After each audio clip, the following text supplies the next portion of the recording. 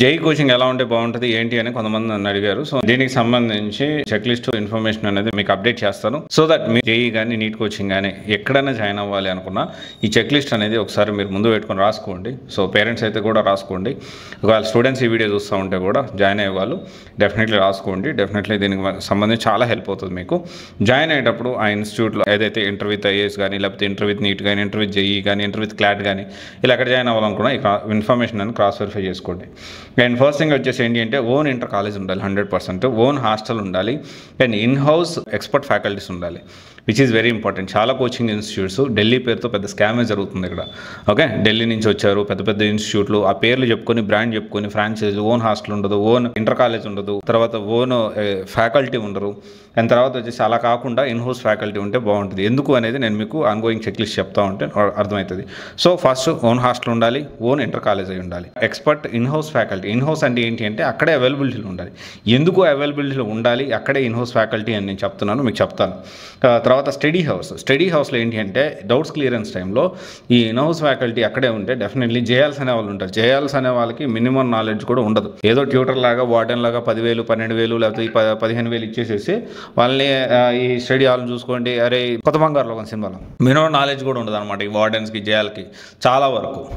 Okay, అందుకనే ఈ in house faculty ఉంటే డెఫినెట్లీ ఇది ఒక అడ్వాంటేజ్. డౌట్స్ క్లియరెన్స్లో ఎవరైతే క్లాసులు చెప్పారో వాళ్ళే మనకు డౌట్స్ కూడా క్లియర్ చేయడానికి అవకాశం ఉంటుంది.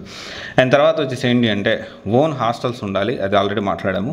అండ్ మంచి టెస్ట్ సిరీస్ ఉండాలి. టెస్ట్ సిరీస్ కూడా చాలా important. Weekly assignment, okay, monthly assignment, grand టెస్ట్లు ఇట్లాంటివి చాలా అవసరం. సో దట్ ఏంటి అంటే మనం ఎంతవరకు చదువుతున్నాము అని మనం తెలుసుకోవడానికి, పేరెంట్స్ తెలుసుకోవడానికి, పిల్లలు కూడా నేను ఎంతవరకు సిలబస్ కవర్ చేయను వాళ్ళు తెలుసుకోవడానికి, అండ్ ఇన్స్టిట్యూట్ అంటే ఎక్కడైతే కాలేజ్ ఉందో జూనియర్ కాలేజ్ ఉందో వాళ్ళు కూడా వీళ్ళు ఎంతవరకు పిల్లలు పర్ఫార్మెన్స్ చేస్తున్నారు, దేంట్లో వీక్ ఉన్నారు, దేంట్లో స్ట్రాంగ్ ఉన్నారు, దేంట్లో మనం ఇంకా ట్రైన్ చేయాలి. సో ఇదంతా కూడా ఏంటి అంటే ఈ టెస్ట్ సిరీస్ ద్వారా, టెస్టుల ద్వారా, వీక్లీ టెస్ట్ కానీ మంత్లీ టెస్ట్ కానీ గ్రాండ్ టెస్ట్లు కానీ వీటి ద్వారా డెఫినెట్లీ చాలా నాలెడ్జ్ అనేది అర్థమవుతుంది అసెస్మెంట్ చేయడానికి పిల్లోడిని. సో అది చాలా ఇంపార్టెంట్. అది క్వాలిటీగా రెగ్యులర్గా టెస్ట్ పెట్టి వదిలేయడం కాదు. ఆ టెస్ట్ పెట్టిన తర్వాత ఆ టెస్ట్కి ఎక్స్ప్లెనేషన్ ఉండాలి. దాంతోపాటు ఆ ఎక్స్ప్లెనేషన్తో పాటు మనకేంటి అంటే ఎక్కడ వెనకాల పడి ఉన్నాడు ఏంటి అనేది తెలుసుకోవాల్సిన అవసరం ఉంటుంది. సో ఇది ఈజీ అవుతుంది అనమాట. అండ్ తర్వాత వచ్చేసి ఏంటి అంటే ప్లే ఏరియా ఉండాలి. అండ్ జేఈ చాలామంది జేఈ ఐఐటి అది ఇది అంటారు, కానీ బేసిక్ ఇంటర్ కూడా చాలా అవసరం. కొన్ని కాలేజెస్ ఇంటర్ మార్క్స్ నుంచి కూడా ఇస్తూ ఉంటారు సీట్ అనేది, అలాంటి కాలేజెస్. అండ్ దీంతోపాటు వెరీ ఇంపార్టెంట్ థింగ్ ఏంటి అంటే జేఈతో పాటు చాలా ఎగ్జామ్స్ ఉంటాయి.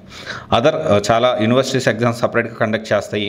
ఇంటర్లో వచ్చిన మార్క్స్ని బట్టి ఇస్తూ ఉంటాయి. ఇవన్నీ కూడా ఎప్పటికప్పుడు ఫోకస్డ్గా అన్ని ప్యారలల్గా పిల్లలతో చదివించాల్సిన అవసరం ఉంది.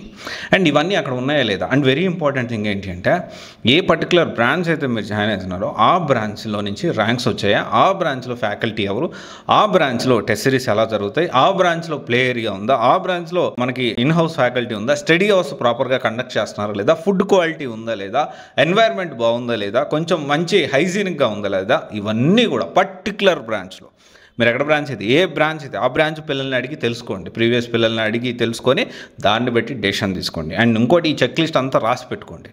అండ్ ఖచ్చితంగా మీరు ఎక్కడ జాయిన్ అవుతారో అక్కడ మీరు రాపించుకోండి. ఇన్ హౌస్ ఫ్యాకల్టీ వీళ్ళు వస్తారు. ఎందుకంటే ఫ్రీక్వెంట్గా ఫ్యాకల్టీ మారడం, పిల్లలు జాయిన్ అయ్యేటప్పుడు మంచి ఫ్యాకల్టీ పెట్టి తర్వాత వాళ్ళు మార్పిచ్చేయడం, పిల్లలు జాయిన్ అయ్యేటప్పుడు ఆ పేరెంట్స్ వచ్చే రోజు కొన్ని కాలేజెస్ ఎలా ఉంటాయి తెలుసా, పిల్లలు వచ్చేటప్పుడు ఆ రోజు మంచిగా ఉంటుంది ఫుడ్ అనమాట, ప్లాన్ చేసి మంచిగా పెడతారు, తర్వాత మళ్ళీ యథాస్థితి. ఇలాంటి జరగకుండా మనం ఎందుకంటే 2 years అక్కడ ఉండాలి, విచ్ ఈస్ వెరీ ఇంపార్టెంట్. ఎందుకంటే మంచి కాలేజీలో సీట్ వస్తేనే బెటర్గా ఉంటుంది. ఒకవేళ క్యాంపస్లో జాబ్ రాకపోతే చాలా ఇబ్బందులు అనేది ఎదుర్కొంటూ ఉంటారు. నేను చాలామందిని చూస్తూ ఉన్నా, చాలామంది కెరియర్ కౌన్సిలింగ్లో నాతో అటెండ్ అయ్యేటప్పుడు వాళ్ళు అంటే ఒక స్టడీ బ్యాక్గ్రౌండే చాలా వీక్గా ఉంటుంది.